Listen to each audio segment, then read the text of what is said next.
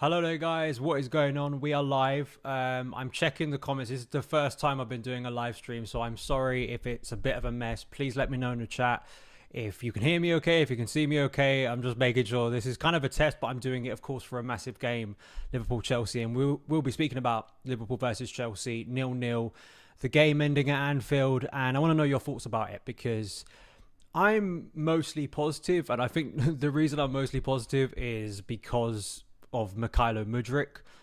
Really exciting cameo. We're going to get into all of that. If you are listening a little bit later or watching a little bit later, welcome to the show. Make sure to hit that subscribe button. Make sure to hit that like button. I want you to hit the like button as well because, I mean, this is just for the studio at the moment, but we may turn this into merch. If you'd like a Son of Chelsea mug, maybe we'll do that in the future. So hit a like button for that. And if you're listening on the podcast, thank you so much for tuning in. Son of Chelsea is a part of the 90 Min podcast network. So what did I think about the game? I think going to Anfield is always going to be a tricky game. And I think that if you'd have told, it's very easy to do in hindsight, right? Because the game plays out the way the game plays out. But I think if you would have told me at the start that the game would play out the way it did in Chelsea, I think looked defensively so solid, and I think in attack we showed enough to win the game, just had that lack of quality that is such a persistent thing with Chelsea. But I look at the XG, I look at players like Hakim Ziyech, who I think created some very good opportunities. I think Graham Potter would be infused by that performance because there could have been a sense going to Anfield, and even with Liverpool's clear problems that they have a bit like Chelsea. You saw the flaws of both teams today, but I think Chelsea looked a lot better. I don't think I'm being biased there. I think if one team looked closer to me that they, when the last time these two teams met in the FA Cup final, I think Chelsea were closer to that level. Nowhere near it, but I think that in the end, I sort of look at that and go, okay, I'm encouraged by what I'm seeing from Graham Potter's team a little bit more than I was, say, in the Nottingham Forest and Man City games. Of course, we need a win. The result, the point, I'll agree with you, isn't as good. The starting 11 that we'll get into here, it was a little bit confusing at first. I was like, is it a 3-back? Is it a 4-back? I think as we'll get into during the game, it was a little bit fluid. Sorry to use a lazy word, but I think it was in a Chelsea perspective. And I actually think that helped Chelsea. So we had Kepa in goal, Trevor Chalobah, Thiago Silva, Benoit Badiashile. And then on the graphic, you had Lewis Hall, which made me think he was left-back, but he actually wasn't playing left-back. Jorginho, Gallagher, Cucurella, Ziyech, Havertz, and Mount.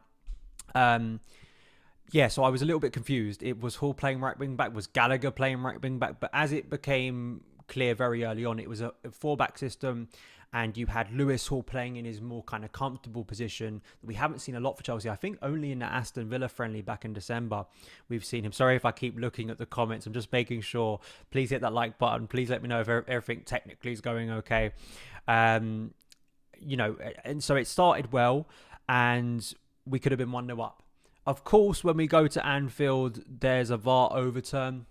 There has to be. Apparently, they did have the cameras this time to be able to access whether something was offside or not. I thought that... Oh, we're only here on the left side. That's annoying. Apparently, you can only hear me on the left side at the moment, which is a little bit annoying. You may hear a little bit of echo. I'm getting... There has to be... But at the moment, just going back to Chelsea, I think that Kai Havertz could have put us 1-0 up, and that would have been a perfect start. I think in sort of set pieces, we dealt with the game really well. I think we tested Liverpool enough. Alisson, I mean Liverpool. Okay, thank you, Martin. Everything is fine. Sorry, I will get more professional as we do these lives. As we go on. Apologies if it is a little bit rusty at the moment, but. Getting back into it, the goal that wasn't, what a perfect start that would have been for Chelsea. Kai Havertz again at that end of Anfield scoring a goal. But, it gets ruled out. And I was a little bit concerned that, as we've seen with Chelsea teams before, when they face a little bit of adversity, they crumble. This time, that wasn't the case. And we kept on playing our game. I think that the thing that impressed me most was I think Kai Havertz played a lot better today. I think the higher Liverpool line definitely helped Chelsea in the sense that when you had Hakim Ziyech on the ball, we saw this at Anfield a couple of years ago when we won under Thomas Tuchel. Ziyech on that left foot is really able to curl balls round. And I thought that was good. And, I think all round in midfield, we are going to get to Mason Mount, obviously. I I thought the way we were transitioning the ball was quite smooth. Listen, it wasn't the greatest technical game. You could quite clearly see two big teams struggling with form and confidence. That was so abundantly clear. And as people pointed out before the game started, the both sets of players did not look like a vintage Chelsea Liverpool clash, did it? I mean, compared to some of the greats that used to play in this game, but that's the way it is. I do want to speak about Mason Mount because I know people will get at me if I don't speak about him. So he has that chance in the first half that he actually decides to lay off to Lewis Hall, who I then think tries to sort of cut it back across the box and it goes to nothing. Mount, I look at that chance when he gets inside the box. I personally think that Mason Mount of 2021 under Thomas Tuchel, or even a little bit under Frank as well, would have taken that and would have shot at goal. And probably from that position, I know Alisson's a great goalkeeper, has some great reflexes and, made some good saves today. I think that goes in. And I think what you saw there was a player really, really lacking confidence. If you haven't checked out my recent Let's Talk Chelsea, we spoke about this because reports came out yesterday regarding his contract situation, which is, so up in the air. And I just think Mount across the board looks like a shadow of himself at the moment. And I'm going to get to this. I think it's fair to look at, say, Carney Chukwuemeka, who came on late on, Lewis Hall, who can play in midfield. Of course, at the moment, we're just waiting for him to come back from injury. Zakaria, Joao Felix, who obviously can play in kind of those areas that you'd think Mount would occupy. And now, of course, left winger, but Mykhailo Mudryk. There's only enough spaces in this attack the way Graham Potter's going to construct it. And I actually think Conor Gallagher had a better game than Mason Mount did today. And I agree with you in the comments. I don't think he has confidence. And I think Mount as a player is lost at the moment at Chelsea. I really do. I think that we're struggling to know post-Tuchel what to do with him because he became a very useful player under Thomas Tuchel in that Champions League run where you saw his game intelligence, his ability to drop into pockets of space between Chelsea's midfield and the opposing defence and thread balls through, and he was able to contribute. But I just wonder for his own development, he needs to drop deeper now. And I like the fact that Graham Potter is going to more of a 4-back system. So we're seeing 3 central midfielders, which opens up space for more number 8s. But that doesn't mean that I think Mount should automatically be starting at the moment. I think that he maybe needs to be taken out the firing line a little bit because I don't think his own personal performances are justifying minutes and minutes and minutes. So when people ever go at me and say I don't criticise Mount, or I've just criticised Mount there, listen, he's been a brilliant player for Chelsea, but this season has not been good enough, and he isn't reaching the standards we know he can hit. So I think that Carney Chukwuemeka, I'd like to see start the next game, which I think is either West Ham or Fulham. Please correct me in the comments what game that is. So then we go into, we go into the half time, and Liverpool come out stronger, put us under a little bit of pressure, and I'm a little bit concerned at this point that Chelsea, we've seen the best of Chelsea, and I'm like, oh, here we go again. We're going to drop deeper. It's at the Kop. Liverpool are going to gain some confidence. They'll score a goal, and Chelsea won't be able to rediscover some of that energy. And I think that Graham Potter made the sub to bring on Mykhailo Mudryk for his debut at the perfect point. I really do. I think it was the point in the game when Chelsea were lacking something in attack. It had kind of broken down those times where Chelsea were breaking through Liverpool's press and that mid-block was really shielding our defence well. We were sort of getting the ball out, particularly to Hakim Ziyech. Once Mudryk came on, it really did change the game. It really did. Mudryk, listen, I mean, it's on video, right? And I'm not going to apologise for... It's one game. It's one, half cameo, effectively, for Mykhailo Mudryk. We have to see how he does in the long term. But he offered things today that I agree a lot of us have been crying out for to see from a wide position. A player with... I spoke about this a lot in the summer, about what Chelsea's attack lacked on a wide area kind of front when we speak about Ousmane Dembele and players like Rafinha. A maverick, someone who is going to do daring, unpredictable things. He's going to take risks. He's going to have that burst of acceleration. He's going to get everyone, excited. And that moment briefly after coming on where he had that little trickery inside the box, Gomez did not know what to do with him, was petrified.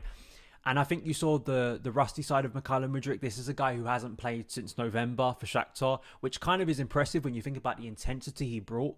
That brilliant chance from Hakim Ziyech, brilliant cross, trademark Ziyech cross to the back post. Milner had no idea what to do with Mudryk either. And Mudryk should be taken at first time. But, I'm not going to go at Mudryk. It's his first Chelsea game at Anfield. And, maybe a more confident or just more sharp Mykhailo Mudryk is taking that on first time and trying to score. But I think a lot of us will see Mudryk today and see what Joao Felix provided and just see that bit of quality and inspiration and just energy, explosiveness on the ball that we've just lacked for so long. So really for me, I'm so excited to see what Mudryk can do in the upcoming weeks, and I'm glad and unhappy that we don't have a game now for like 2 weeks, because I think for Potter it's good to get some of those players back from injury. Ben Chilwell, Reece James in particular. Hopefully Chalobah isn't too long, and another player going down injured. But then also you're looking at players like Mudryk and like, I want to get him back on the pitch again. I want him starting games and I want to see what he can do to different defenses. But hit the like button if you're excited by Mykhailo Mudryk today, because I felt that he offered a lot there that made me think, yeah, I think you could be quite tasty at Stamford Bridge. I really do. Just overall, I think that, Thiago Silva, let's talk about Silva, because I feel bad, I feel guilty, because we spent literally all the time Silva's been at Chelsea. We speak about how brilliant he is, and it gets forgotten how brilliant he is. And Benoit Badiashile, who I actually feel, I had this in my notes as well, Badiashile, in the first half, it kind of at times was a free-back system. It kind of looked like that because, of course, you have Trevor Chalobah, who is a right centre-back or centre-back kind of drifting. It did look in times in possession as a free-back, and I think that helped Chelsea a bit because we were able to push, say, Hakim Ziyech a little bit further up the pitch, maybe gave that solidity. And I think Chalobah, for the time being, without Reece, is offering a nice compromise. Chalobah is not going to offer you the creativity that Reece, or the explosion, or just the quality on the ball that Reece can. No one in this squad can offer what Reece can. But I like the compromise because, my fear with playing Dave from the off, although he, made some, I think, big blocks in the second half, it's not the same for me. I think there's a nice compromise there. But for Benoit Badiashile next to Thiago Silva, those two forming a good chemistry. That free Chalobah as well, who played against Crystal Palace and got a clean sheet. For Benoit Badiashile, let me know in the comments. 2 starts, 2 clean sheets for Benoit Badiashile. Really encouraged by him. It's not just the fact that he looks composed on the ball. It's also that there is a bit of maturity to him. Could have scored another good save from... I'm getting a question here about Camavinga's loan deal. I don't know anything about Camavinga, the loan deal, mate. We may cover that on a Let's Talk Chelsea. After this game, I'll look at the news and all of that stuff. But, I think that the thing with... when looking at Badiashile is that I'm infused by what he can bring to this team. I got some criticism. I posted a clip on TikTok and people were having a go at me for talking about Antonio Rudiger and what he brought to Chelsea last season and being like, it's a lazy comparison. I'm not comparing Antonio Rudiger and Benoit Badiashile. I'm saying, what did Antonio Rudiger bring to Chelsea's left side of defence, and what has, say, Kalidou Koulibaly and other players who've been in that area, Cucurella earlier in the season, not offered in that area? And what I think Badiashile offers us, especially for a team who wants to press high, who wants to be on the ball. I think Badiashile at times in that first half was pressing really up and I think helped Chelsea. So Badiashile, for a guy coming into a very difficult situation as a young defender, moving to a new country, the Premier League, and playing in this environment, I'm sure you guys would agree. Let me know in the comments below and hit that like button too, get those likes up. Do you think Benoit Badiashile has really encouraged you? I think he has. 2 clean sheets, that's all a defender could ask for. And Thiago Silva, just beautiful. I mean, there was a moment in the second half when Darwin Núñez got free and Chelsea were kind of pressing Liverpool up quite well, and I was a little bit concerned. You always are with Silva because he doesn't have the greatest speed, but I just think, again, you just see the maturity of Thiago Silva and just being able to close down that angle. I mean, Darwin Núñez is not... He's not Erling Haaland. He probably never will be. I don't have much confidence in him to score great goals. He's not a player that, fills you with confidence when he goes through on goal. But still, I think there were moments in the game when it allowed Chelsea to have kind of that balance of pressing Liverpool back and being able to get higher up the pitch to create opportunities. But then also, I think when you've got a player like Silva who can manage those moments, you don't want that happening too often. And I think what we saw a few weeks ago when we had Koulibaly, Dave and Silva in our defence, that's a massive problem because you can't have 3 players, for me, out of 4 potentially in your defence who are bad, who lack speed in that sense, who are bad in terms of that speed that you need in transition. So all round, I think Badiashile, Silva, ridiculous, deservedly man in the match. I'm sure you guys will give it to him as well. Carney Chuka, I feel so sorry for Carney. He was getting into really good positions off the bench, but then Chelsea players need to sort out the boots. Every now and then in this, I think like 2 or 3 times in this game, several players fell over. when there was a brilliant pass on, and it annoyed me. And I'm like, we've got injury problems at Cobham, but I think they need to sort out the boots as well, because Carney in several times lost his footing. I don't know if it was nervousness. I don't know if it was kind of nervousness or kind of just excitement. I don't know what it was, but he had moments there linking up with Mudryk, who again was, really inspiring things. So those are my thoughts on the game. Let me know yours in the comments below. As I say, this is the first time streaming this, and I'm sure if you're listening to this on the podcast, it has been a little bit confusing because I have been reacting to the live chat as well. We will be back. I'm going to be doing more live streams. I really want to get into doing live streams this year. Please hit that like button if you'd like to see more live streams. Please hit that like button if you'd like to see some Son of Chelsea mugs go onto the market. Maybe we'll be doing some more merch this season. I'd like to know your opinions on the game. Who was your man of the match? I'm sure it will probably be Thiago Silva, but just kind of wrapping things up, I said this before the game, and people were kind of, as they always do with Chelsea lineups online, they get really angry about them. And sure, it isn't amazing at the moment, but Chelsea have effectively got an 11 out, and that's a problem for any coach. Any coach in world football having to deal with effectively 11, and not just an 11 of players. Some of those players for me are transformative players for Chelsea. Ben Chilwell, Reece James, N'Golo Kante, obviously. Joao Felix, who obviously isn't injured, but he's suspended. Players who can make a difference. And I can only look at what's in front of me at the moment and go, okay, those are those positives that Potter can work on, start to build up and do better with. And then you add on, hopefully, the ingredients of those players returning from injury, like a Ben Chilwell and Reece James. And I think you get better quality. I do want to say, given that I sort of, not wrote him off, but just felt that his time at Chelsea was going to be done. Hakim Ziyech, I think, should remain a Chelsea player for the rest of the season. I think his performances are showing enough, and particularly when you've got a wide threat now on the other side like Mykhailo Mudryk, who's going to make those darting runs potentially to the back post.